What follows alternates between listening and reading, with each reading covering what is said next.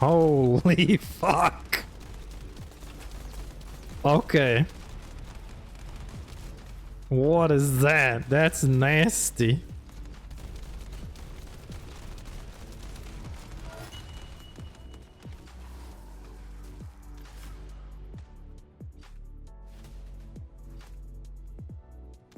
I think the build works. That is disgusting. What the fuck?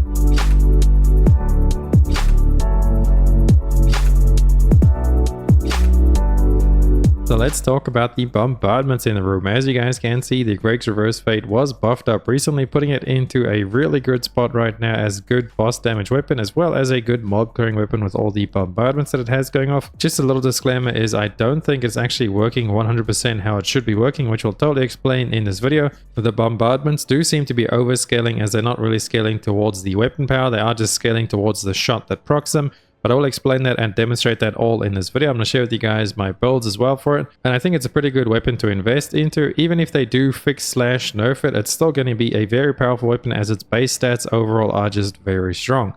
So without further ado, let's just hop straight into the builds and we'll talk about the weapon. So first of all, let's just have a quick look at it. If we see the base stats there, the crit starts at 20% base. That's a very high crit rate. And we have a ×2 multi on the crit damage multiplier. And then we come down to the weak point, and the weak point also starts out at a 2%, which is also very, very good stats. So you want to build this as a crit weak point weapon. You're going to mainly use it for bossing, although it is pretty effective against mobbing as well. And has a pretty decent drop off range starting at 35 meters, so you can get quite far with this thing and still do a lot of damage. Now let's have a look at the unique ability. It is called Shaping Destiny.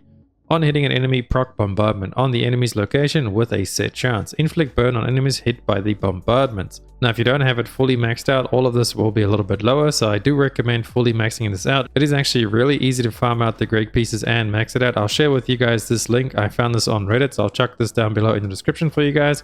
We might actually make a full video covering this. It's a really useful tool to find stuff quick and easy to see where you can find them. So for example, you can look there at the polymer. You can see there, you get it from all these different Amorpheuses, and you can see there where you open them. There's a Void Reactor, Devourer Normal, Swarmwalker Normal, or Obstructor Hard. You can also see the drop chance there, 32%, 38, 38, and 15. So I recommend either one of these two to farm for this piece. You want to either go after Devourer Normal, and then to get these materials, you'd either do Hagios or you'd either do the Agna Desert Asylum. So I definitely recommend going for that one, as it has 100% drop rate and 38% when you actually go crack it open. So Agna Desert, the Asylum, will be the best place to go farm for the Polymer Synctum. And if we have a look at the Synthetic Fiber, I believed I did the Chapel of Yet to actually get the Dead Bright one. Again, 100% drop rate. This is a normal mode infiltration.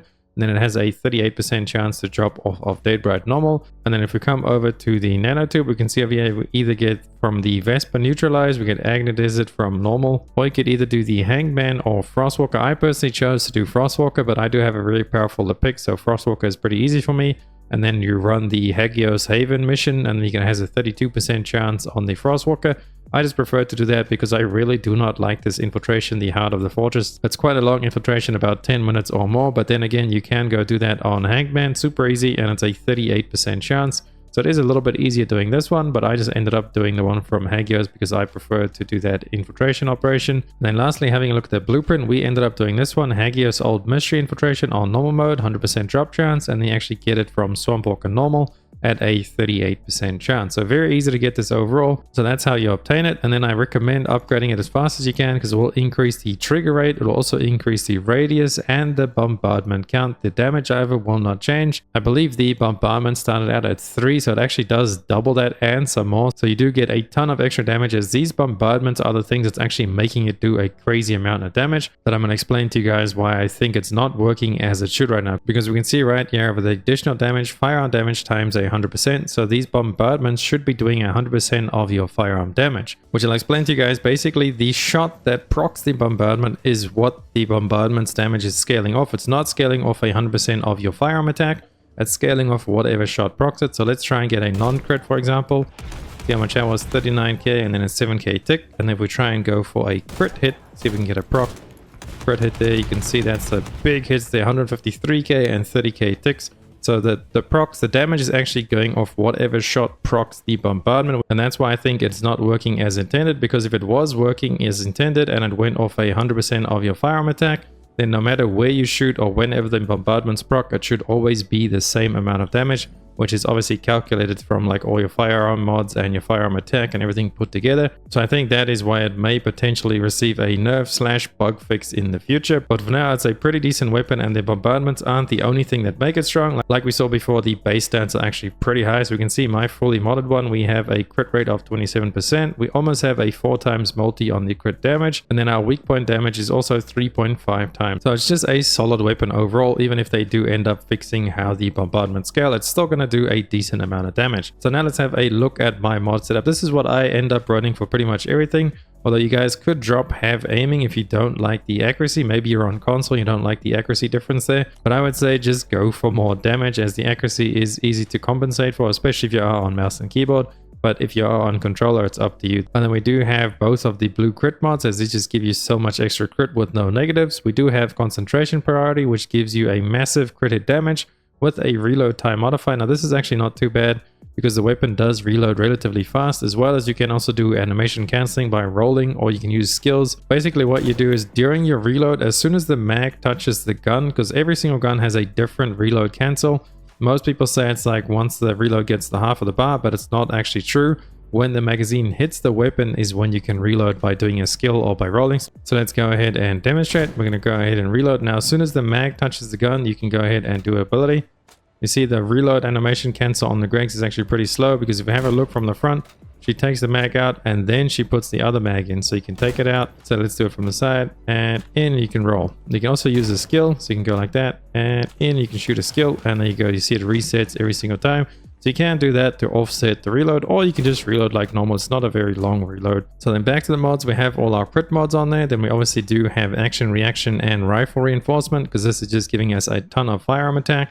So once they eventually do fix how it works and it's going to scale a firearm attack, those will be very important to have, especially fire conductor as well, as this is going to give you increasing firearm attack when hitting burning enemies. Now your first few initial hits, you won't be getting the boost as the enemies aren't on fire yet, but bombardment does actually cause them to go on fire. You will be getting this increase in damage, and the other mods aren't really all too great with this. Mental focus, it doesn't really have a big enough mag, along with sharp precision shot, you burn through it too fast. And then with real life fighter, this doesn't actually work at all, because your bombardments count as you missing hits, so you actually like pretty much never have this up. Maybe for the first hit you'll get it up, then afterwards your bombardments will just instantly cancel out the stacks if you do get a lot of them to proc. But what you could do is, if you are mainly playing as a Glare and using this on your Glare as like a bossing weapon, you could go with mental focus or sharp precision shot over fire conductor. But that's very specific to Glare, as she obviously has unlimited ammo, she can just shoot forever. And then we move on to our last couple of mods. Obviously just weak point sight there for increased weak point, along with the have aiming like we said before. And then we have fire rate up, as you pretty much just want this on every single weapon. Fire rate up is too valuable to not have. And then our last slot we have open for debate. Now this you can just drop for anything you really like, any element. You could leave it like that. And with the way we have it set up like this, you can just switch between all the elements with it just half leveled up. What I do plan on doing eventually is actually catalyzing this X over here and then leaving electric enhancement on it, because I feel like electric is the best element to have. Even if bosses are not weak against electric, electric is just one of the best elements overall. The reason being is because it actually has like a little bit of a built-in defense strip. If you guys did not know, I can show you real quick. If you have a weapon with electric on it, you can actually see what it does. You see there the last part, enemies inflicted with electrocution take damage over a period of time, and they also suffer weakened defense and experience mild daze. Now it is not a massive defense strip, but a little bit of extra damage is always welcome, especially since the other elements aren't really all that great. Toxic only provides a dot that can stack up with each other, as well as fire just provides a flat dot, and then chill actually starts freezing enemies, but obviously this doesn't work on Colossus, but that's why I did just leave this slot open. We may also add a magazine mod, but I have tried this on this build over here. We're having focus fire and a magazine mod, and it doesn't really feel too much different. I mean, like I said before, the reloading is pretty fast, especially when you do reload cancelling, so I just prefer to have that element. And one thing to know about elements is they can also crit. So if you do have a really high crit weapon like we do build over here on the Gregs, the extra damage you get on the element ticks and the element hits, because the element is always going to hit whenever you shoot. So you're basically getting 2 hits of damage, and then whenever your main hit crits, your element also crits because it goes off of your main hit's attack. So like I said, you could change this over to fire if you want, but I'm going to leave electric on this, as I do have my Enduring Legacy set up as like a full fire weapon. I'm at the point where I'm kind of just building separate weapons for separate elements, and then just switch between them all depending on what boss I'm fighting. And then lastly, let's talk about some Descendants that actually pair very well with the gun. Now my favorite one to pair with it is a Volby, especially if you are running Supply Moisture, as it gives you a massive amount of crit. And like you guys know now, the bombardments do scale off of your crit.